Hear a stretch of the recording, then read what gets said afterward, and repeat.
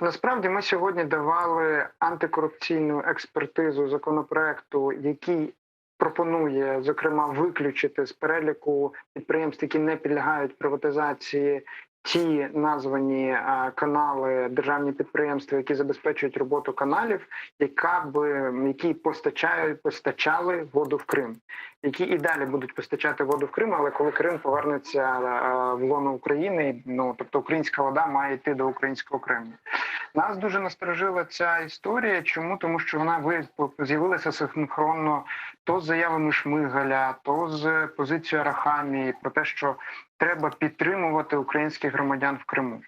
А в Криму води достатньо для цивільних потреб.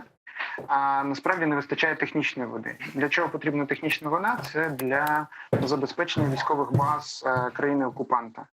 Звісно, ми не можемо дозволити, щоб такий законопроект потрапив до залу з позитивним висновком.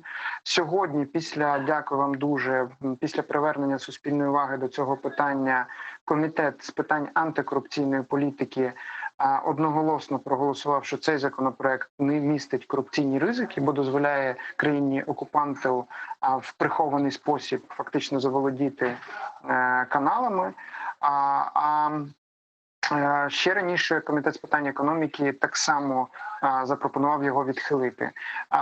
Дуже сподіваюся, що завтра зал підтримає рішення нашого комітету з питань економічної політики, і загроза повернення розблокування постачання води російським окупантам в Криму буде знята.